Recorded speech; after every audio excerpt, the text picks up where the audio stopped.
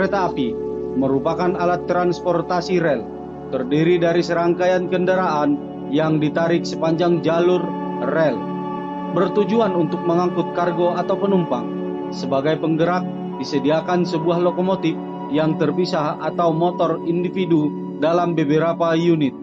Pada awalnya, kereta api didominasi oleh hasil propulsi historis mesin uap, sedangkan bentuk-bentuk modern yang sekarang pada umumnya digerakkan mesin diesel dan listrik lokomotif yang disediakan kabel overhead atau rel tambahan serta sumber energi lainnya termasuk kuda pacu, tali atau kawat gravitasi, pneumatik, baterai, dan turbin gas. Kereta api terdiri dari 2, 3, atau 4 rel dengan sejumlah monorel dan gateways maglev campuran.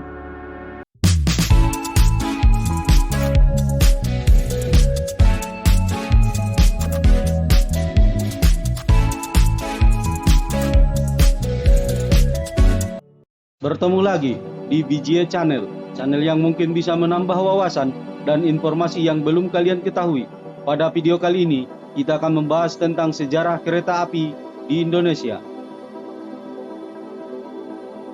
Kereta api di Indonesia dalam sejarahnya diprakarsai dan dibangun oleh Nederland-Indische Spoorwegmaatschappij atau NIS, tepatnya di hari Jumat, tanggal 17 Juni tahun 1864 dengan rute Semarang-Tanggung, di mana pencangkulan tanah pertama dilakukan di Desa Kemijen yang diresmikan oleh Mr.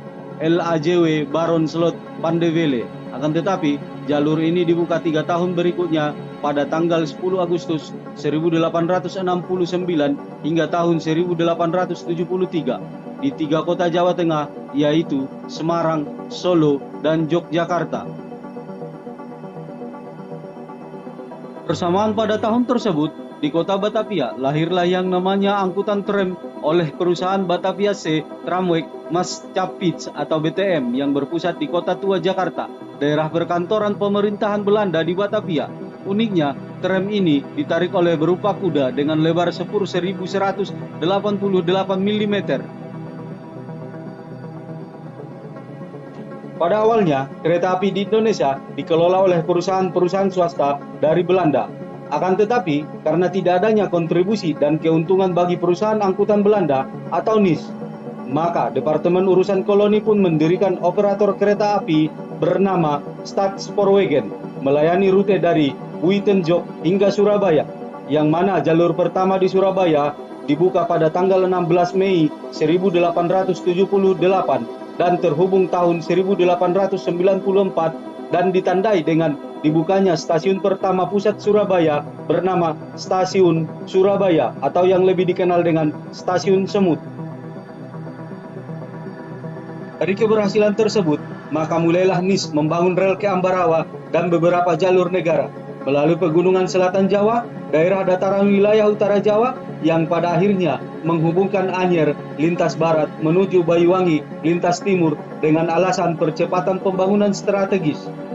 Keberhasilan pembangunan rel kereta api ini membuat NIS melalui Departemen Perang melakukan pembangunan rel di Aceh yang menghubungkan Banda Aceh dengan Pelabuhan Ulele untuk keperluan militer. Akan tetapi, pada tanggal 1 Januari tahun 1916, rel kereta api ini dipindah tangankan ke Departemen Urusan Kolonial menyusul perdamaian relatif di Aceh.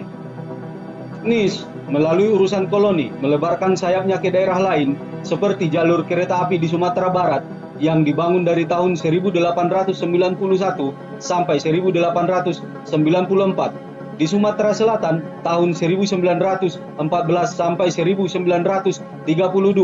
Kedua jalur ini digunakan untuk mengangkut batu bara ke pelabuhan dan tebu ke pabrik penggilingan.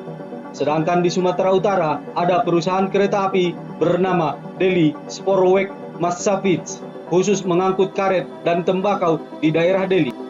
Dengan keuntungan yang begitu berlimpah, NIS melalui Departemen Urusan Koloni mulai melakukan ekspansi ke daerah lainnya seperti Sulawesi Selatan pada bulan Juli tahun 1922 sampai tahun 1930, serta mega proyek pembangunan rel di Kalimantan dan Sulawesi, penggabungan sistem rel kereta api di Sumatera, elektrifikasi jalur kereta api utama di Pulau Jawa.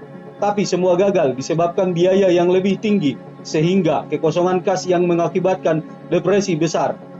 Namun pada tahun 1940, Jepang mengambil alih perkeretaapian di Indonesia dan berhasil menghasilkan rel dengan lebar sepur campuran.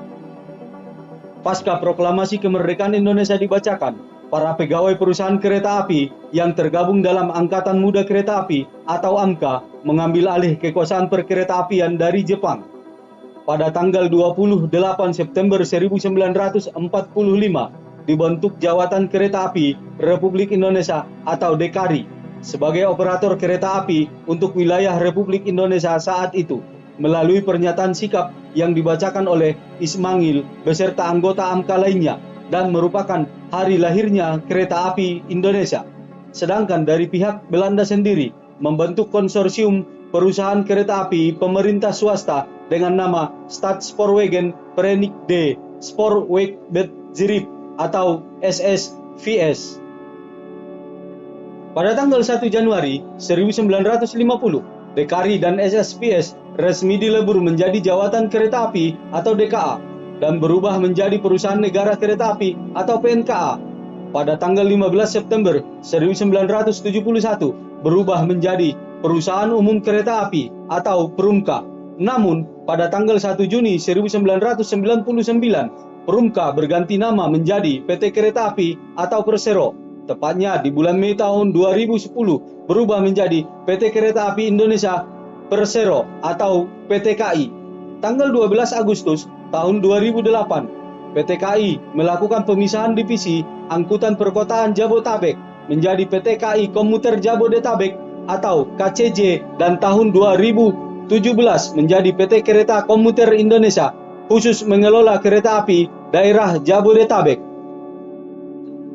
PT KAI merupakan layanan kereta api penumpang dan barang yang dijalankan secara teratur dan memiliki jenis-jenis kelas sesuai dengan kapasitas angkut yang berangkat tiap hari dengan rasio kelas, yaitu 1. Kelas eksekutif, rasio kelasnya 30% tempat duduk. 2. Kelas bisnis, 22% tempat duduk. 3. Kelas ekonomi, 59% tempat duduk. 4. Kereta api bandara yang dikelola oleh PT Railing. 5. Kereta komuter lain. 6. Kereta api wisata.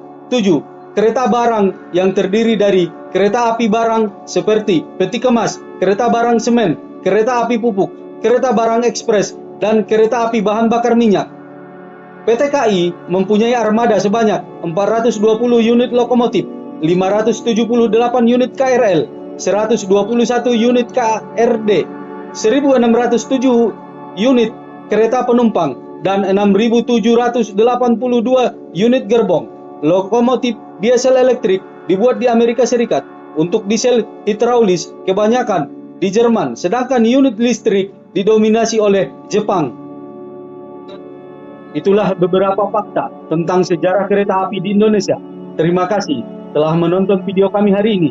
Tunggu video dari kami selanjutnya. Jangan lupa di like, komen, dan subscribe teman-teman agar kami lebih semangat lagi dalam membuat video-video yang lebih menarik dan menambah wawasan kita bersama.